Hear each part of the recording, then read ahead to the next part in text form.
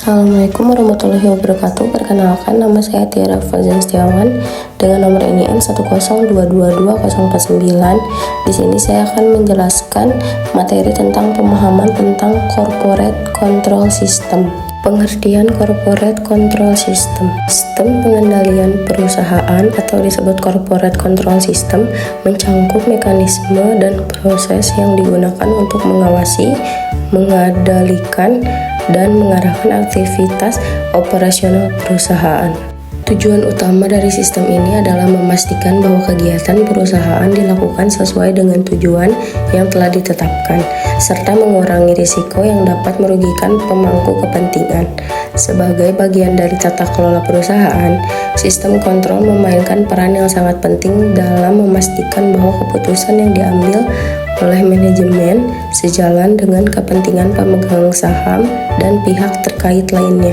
Jenis-jenis sistem pengendalian korporasi dibagi menjadi dua. Yang pertama ada pengendalian internal, yaitu pengendalian berfungsi untuk memastikan bahwa operasi perusahaan dilakukan secara efisien dan sesuai dengan regulasi yang berlaku.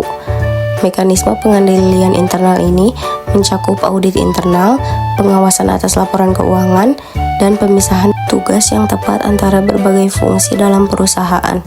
Yang kedua ada pengendalian eksternal, yaitu pengendalian berhubungan dengan regulasi dan pengawasan oleh pihak luar seperti pemerintah, otoritas pasar modal, dan lembaga-lembaga independen. Regulator seperti Securities and Exchange Commission atau kita singkat sebagai SEC di Amerika Serikat memainkan peran penting dalam memastikan bahwa perusahaan beroperasi secara transparan dan sesuai dengan standar yang berlaku. Pengawasan eksternal ini meningkatkan akuntabilitas dan transparansi perusahaan serta memperkuat kepercayaan investor. Praktik tata kelola perusahaan yang mempengaruhi pengendalian. Praktik tata kelola yang baik sangat mempengaruhi efektivitas sistem pengendalian dalam perusahaan. Beberapa praktik penting dibagi menjadi tiga, yaitu yang pertama, komposisi dewan direksi. Dewan direksi memainkan peran kunci dalam mengawasi manajer dan merumuskan kebijakan strategi. Komposisi dewan yang independen dari manajemen dapat meningkatkan efektivitas pengawasan dan mencegah terjadinya konflik kepentingan yang merugikan pemegang saham.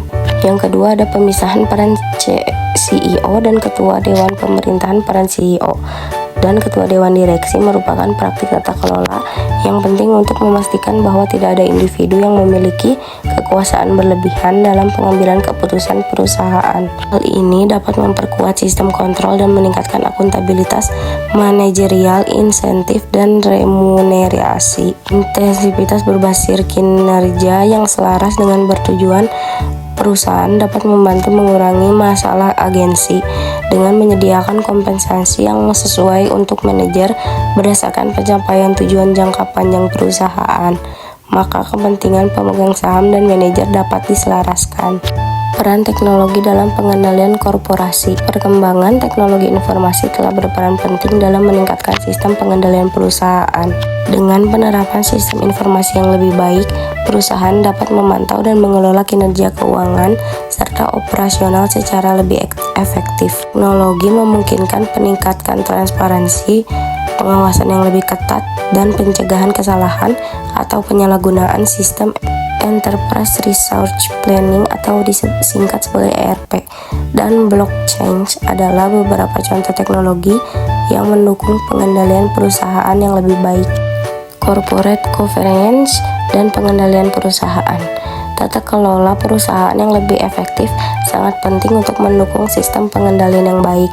Regulator eksternal seperti bursa saham dan lembaga pengawasan pasar modal berperan penting dalam memastikan bahwa perusahaan memenuhi standar tata kelola yang baik. Pengawasan eksternal yang ketat meningkatkan transparansi perusahaan dan mendorong perusahaan untuk lebih bertanggung jawab terhadap pemegang saham dan pemangku kepentingan lainnya. Tantangan dalam implementasi sistem pengendalian dibagi menjadi tiga. Yang pertama, kurangnya transparansi. Salah satu tantangan utama dalam pengendalian perusahaan adalah kurangnya transparansi dalam melaporkan keuangan dan pengambilan keputusan. Hal ini dapat mengurangi efektivitas sistem pengendalian dan mengurangi kepercayaan pemangku kepentingan. Yang kedua, ada konflik kepentingan. Konflik antara pemegang saham dan manajer seringkali mengarah pada pengambilan keputusan yang tidak menguntungkan bagi pemilik perusahaan. Menerapkan sistem pengendalian yang baik dan memperkuat tata kelola perusahaan dapat mengurangi potensi konflik ini. Yang ketiga, ada perubahan lingkungan eksternal.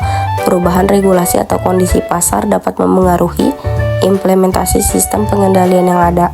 Oleh karena itu, perusahaan perlu secara terus-menerus menyesuaikan kebijakan dan sistem pengendaliannya untuk menghadapi tantangan baru.